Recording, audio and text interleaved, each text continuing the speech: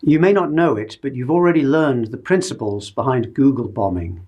In this lesson, I'm going to quickly explain what that term means, how you can Google bomb your own site, and why you want to do so. In fact, in the last lesson, I discussed how click here links have caused Google to come to the conclusion that 2 Adobe pages should rank highly for the term click here. In effect, these pages have been Google bombed.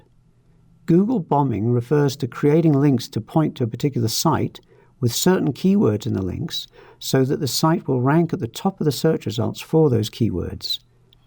In particular, at the top of Google, though the mechanism works for other search engines too. In fact, some people call the mechanism link bombing. Actually, Google bombing is a bit more than that. It's often used to attack people you don't like, political opponents, for instance. The term dates to the early 2000s, though the technique is older still, dating to 1999. Of course, the technique couldn't work until the search engine started looking at link text to determine a page's subject matter, and Google didn't launch until 1998. The best-known example of Google bombing was the miserable failure bombing of George Bush's CV on the whitehouse.gov website in 2004. A few dozen bloggers placed this link into blog posts using the anchor text miserable failure.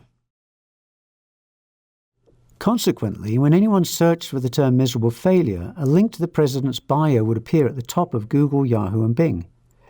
To counter the bomb, supporters of George Bush started Google bombing other people in order to push them up in the search results, and thus Bush down. So for a while, pages for people such as Michael Moore and Hillary Clinton were bombed and rose in the ranks. Here's another example of a Google bomb, this time in which the site owner bombed his own site. In 2007, Stephen Colbert, the host of the Colbert Report TV show, had his fans bomb his website using the term Greatest Living American. Now, Google bombs don't always work anymore. Search for miserable failure and you'll find pages discussing the event rather than the Google bombed pages themselves. Google now tries to detect and diffuse Google bombs. They're not saying exactly how, but they do say that it's not part of the regular algorithm that's running all the time. Rather, it's something they do a few times a year. So here's the important takeaway. You can, in effect, Google bomb your own site, just like Stephen Colbert did. The Google bomb shows the power of anchor text pointing to a site. It shows that in some cases, pages can rank at the top of the results, even when the keywords don't appear in the page, thanks to the power of anchor text. Now, you're probably thinking, but it only worked for Stephen Colbert for a short while, and once Google detects it, it'll stop working. Well, I'm not suggesting you literally Google bomb anything. Remember, true Google bombs have a number of characteristics that are going to be different from your situation.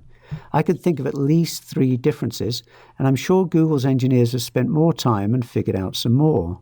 And in fact, the default is for Google bombs to work unless their special detection algorithm, every couple of months, determines that something else is going on. What else? Well, firstly, with true Google bombs, the links point to pages that don't have the keywords or are badly optimized for the keywords. Even in Stephen Colbert's situation, his homepage was ranking for the term Greatest Living American, but the homepage didn't use that term. Next, the links are generally created very quickly. Someone announces the bombing campaign, and friends and fans jump in and create the links. In a more natural link building scenario, something I'll talk about in a later lesson, links are built more slowly, rarely all of a sudden. Although the search engines are aware that rapid link growth is natural in some situations, such as news events.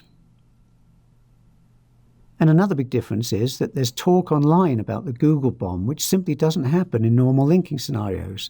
The campaign itself becomes a topic of conversation. I'm pretty sure Google uses the first 2 characteristics, maybe the third, and probably some others I haven't thought about. Regardless, the basic concept behind Google bombs, that keyworded links push sites up in the search results, is an indisputable fact. It works, and you can use this concept for your site.